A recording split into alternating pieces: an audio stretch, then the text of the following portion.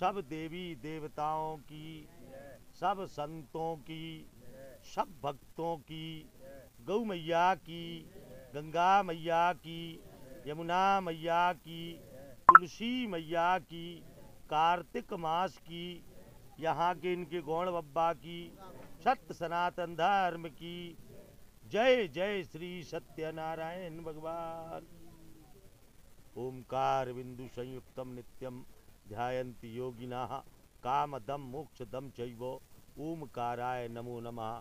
नमः सर्वहितार्थाय जगदाधार हेतवे साष्टांगोऽयं प्रणमायस्ते प्रयत्ने नम्यः कृता वंदे बोधमयम नित्यम गुरुम शंकर रूपिणम यमाश्रितो हि वक्रोऽपि चंद्रः सर्वत्र वन्द्यते पितेव सर्वलोकानां यह करोति सदा हितं मातेव लालनं चैव परमेशं नमामि तं दूरी करोति दुखानि सुखानि प्रददाति च सच्चिदानंद रूपौ या करोति सदा हितं। नमो ब्रह्मण्य देवाय गौ ब्राह्मण हिताय च जगत हिताय च कृष्णाय गोविंदाय नमो नमः। कृष्णाय वासुदेवाय हरये परमात्मने प्रणत क्लेश नाशाय गोविंदाय नमो नमः। बोली सत्यनारायण भगवान की। श्री गणेशाय नमः। श्री व्यासुवाच अथ श्री स्कंद पुराणे नर्मदा खंडे सत्यनारायण व्रत कथायां प्रारंभ्यते एकदा नवमी सारण्ये ऋष्याय शौनकादयाय प्रपक्ष मुनियाय सर्वे सूतम पौराणिकम खलु।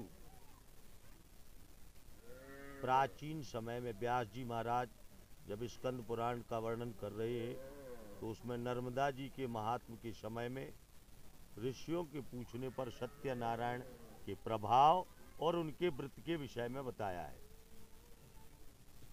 देखिए भगवान है सच्चिदानंद स्वरूप। हाँ, बाकी बातें मिल बेची जो भगवान सच्चिदानंद स्वरूप है।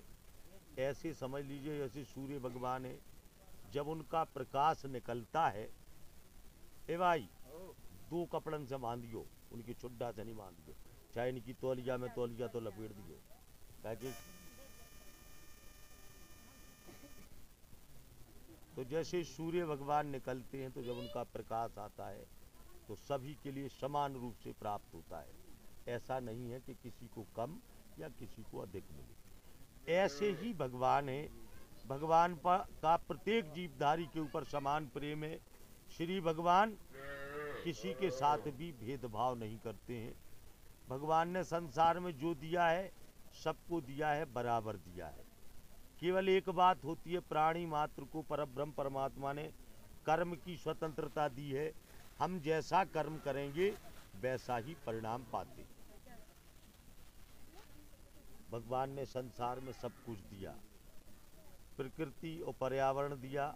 जब भी हम अपने निहित स्वार्थ के लिए, अपने किसी निजी उपयोग के लिए प्रकृति या पर्यावरण में बाधा देते हैं, जीव जंतुओं को नुकसान देते हैं, हम अपना कर्म बिगाड़ते हैं, तो उससे जो पाप बढ़ता है उसका परिणाम हमें भोगना पड़ता है। महामारी भी आ सकती है, अतिवृष्टि भी हो सकती है, अनावृष्टि भी हो सकती है, कोरोना जैसी खतरनाक बीमारियां भी हो सकती हैं।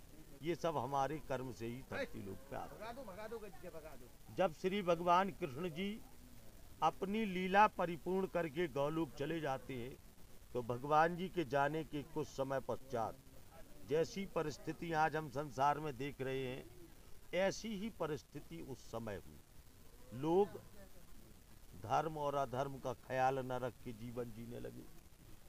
पाप बढ़ा, अत्याचार बढ़ा तो धरती त्राह त्राह करने लगी और अनेक प्रकार की बीमारियां, अनेक प्रकार की परेशानियां संसार में उत्पन्न हुई। प्रत्येक युग में जो साधु संत है, साधु संत का यही कार्य है कि हमेशा परोपकार के लिए, लोक कल्याण के लिए नए नए उपाय खोजते हैं और संसार का भला करते हैं। तो उस समय भी हमारा एक तीर्थ है सीतापुर जिले में नेमिशारण, 88,000 शौनक आदि साधु लोगों की भलाई के लिए कि कैसे संसार में बुराई थमे, परेशानियां खत्म हो, लोग सुख का जीवन जी सकें, इसके हेतु सभी लोग नेमिशारण तीर्थ में उपस्थित हुए।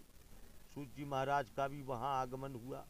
सभी लोगों ने सूत जी महाराज से उपाय पूछा कि कोई ऐसा उपाय आप बताएं जिसको मनुष्य करे और सुखी रहे। सूत जी बड़े प्रसन्न हुए। उन्होंने कहा जैसा प्रश्न आप लोगों ने पूछा, एक बार ऐसा ही प्रश्न नारद जी ने श्री भगवान जी से पूछा। नारद यानी भगवान जी के मन का अवतार, और नारद का एक ही कार्य होता है, संसार के लोगों को जब भी दुख और परेशानी में देखते हैं तो उन्हें भगवान की भक्ति की तरफ जोड़ने का कार्य नारद करते हैं। तो नारद जी ने उस समय जो विशिष्ट परिस्थिति देखी, धरती लोक पे मनुष्यों को दुखी देखा, उनका दुख दूर करने के लिए शीघ्र अति शीघ्र नारद जी बैकुंठ गए। वहां जाकर के श्री भगवान को अनंत प्रकार से स्तुतियां करके प्रसन्न किया, और भगवान के पूछने पर धरती के मनुष्यों के दुख के विषय में बताया। यद्यपि भगवान अंतर्यामी है, घटघटवासी हैं, फिर भी अपने भक्तों का मान रखने के लिए भगवान हम आप जैसी साधारण भाषा का प्रयोग करते। जब संवाद परिपूर्ण हुआ, नारद जी ने निवेदन किया, तब भगवान ने कहा, साधुम पृष्ठो त्वया भक्तो लोकानुग्रह कांक्षया। संपूर्ण लोकों पर अनुग्रह करने के कारण हे पुत्र नारद, तुम साधु पुरुष हो। तुम्हारे विशेष स्नेह के कारण आज स्वर्ग और मर्त्य लोक में दुर्लभ मेरा एक स्वरूप है सत्यनारायण का, उसके विषय में बताता हूं। सत्यनारायण से स्पष्ट है, सत्य यानी मनुष्य अपना कर्म ईमानदारी से करे, सच्चाई से करे, और जिस परब्रह्म परमात्मा ने हम आपको सबको जन्म जीवन दिया है उसका भजन करे। इस कलिकाल में लोग अगर केवल इतना ही करते हैं कि सभी लोग जिसका जो भी काम है उसे ईमानदारी से करें और परब्रह्म परमात्मा का भजन करें, तो अन्य युगों में जो बड़े बड़े अश्वमेघ इत्यादि से पुण्य फल प्राप्त होते थे, वह केवल सत्यनारायण का व्रत करने से प्राप्त होता। व्रत का मतलब होता है हमारी दिनचर्या, प्रातः काल से लेकर रात्रि शयन तक हम क्या करते हैं, ये व्रत है। व्रतेन तपसा किंबा प्राप्यते फलम, तपस्या यानी हमारा परिश्रम, मेहनत। हम अच्छी दिनचर्या से अच्छी मेहनत करेंगे तो निश्चय ही संसार का कोई भी ऐसा कार्य नहीं है जो हम प्राप्त ना कर सकें। व्रतेन तपसा किंबा प्राप्यते फलम। तो भगवान ने नारद जी को बताया कि कलयुग का मनुष्य केवल ईमानदारी से काम करते हुए मेरा भजन करे, यानी सत्यनारायण का व्रत करे, तो निश्चय ही उसके सारे दुख दूर होंगे। नारद जी को बड़ी प्रसन्नता हुई।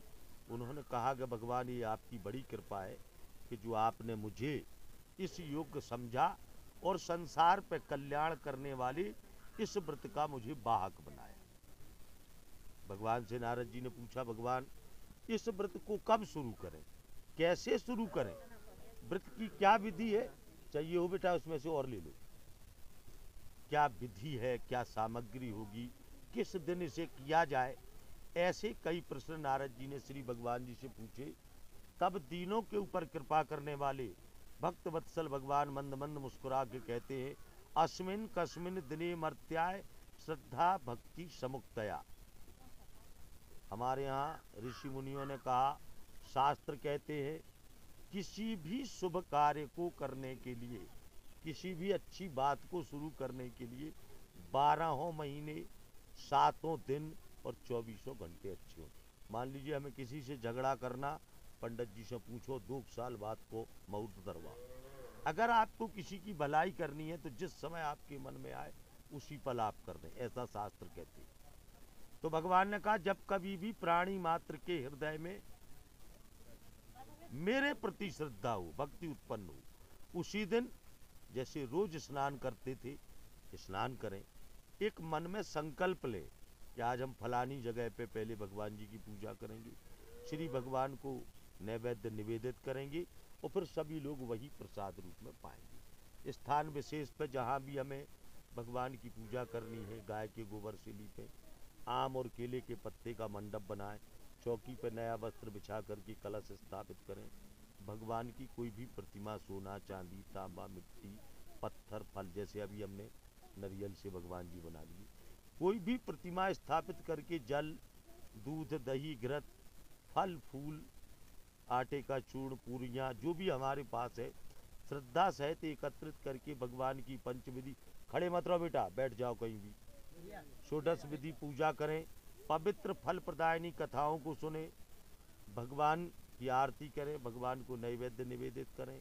उस दिन हम अपने घर में रात्रि जागरण करें, श्री भगवान का कीर्तन करें और भजन करें। और ऐसा अगर हम रोज करेंगे अपने जीवन में, 1 घंटे भी भगवान के भजन को देंगे प्रेम पूर्वक, तो सबसे पहले हमारा तन मन शुद्ध होगा और फिर भगवान की कृपा हमारे घरों में बरसेगी। और जो लोग भी इस तरह से सत्यनारायण का व्रत करेंगे उनके सारे दुख दूर होंगे। बोलिए सत्यनारायण भगवान की। चावल यहाँ छोड़